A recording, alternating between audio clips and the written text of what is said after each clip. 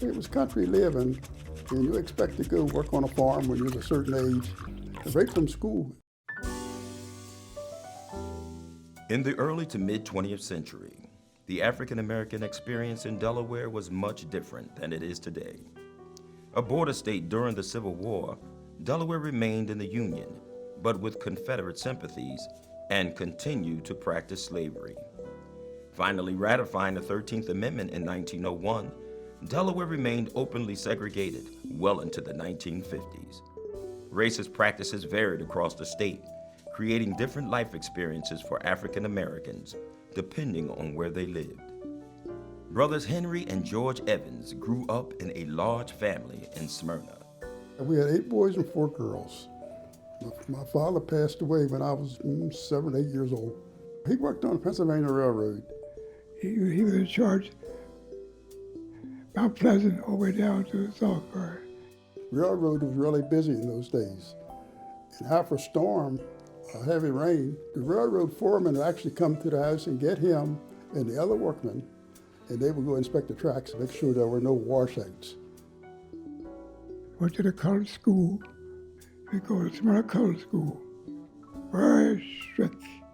The schools taught the boys agriculture, and the young ladies in their classes, this at the grade level, they had to learn cooking, dishwashing, how to take care of a house.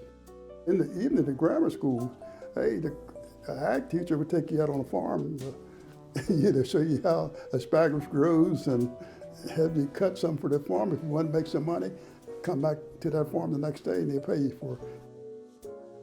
2 movies, Roxy and The Strand.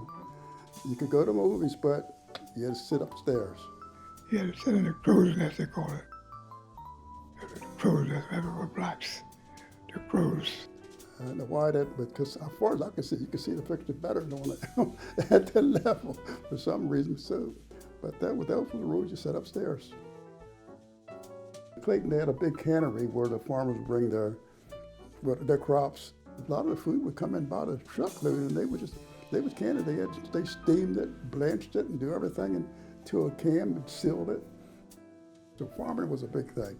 A lot of men worked in canneries and ice plants and stuff like that where they made ice.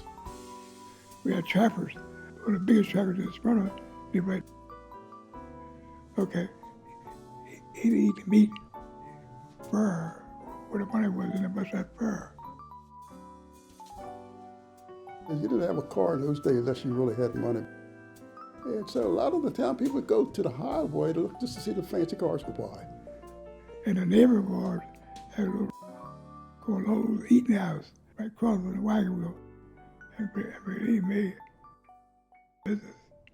Truck drivers, most of them were black truck drivers. That's where they would stop to eat. They couldn't eat in the wagon wheel, that's for sure. Soon as you became 18 or out of school, boom, you went to service, they come and got you.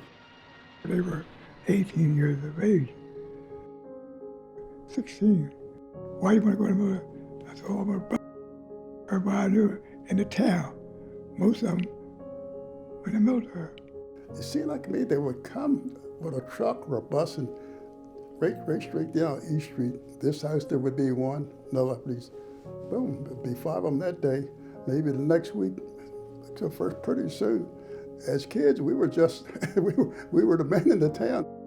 I was in the Philippines and working out my 2 big assignments. I went in 1949 with the basic training. I went to an all-black squadron. What did they put me in communications? The communication school was in Cheyenne, Wyoming. So I went there, all-black squadron. Then we went to a student squadron, and that's when they integrated. And I got into a student squadron and said, now on, anybody that doesn't want to be in an integrated service, you leave now.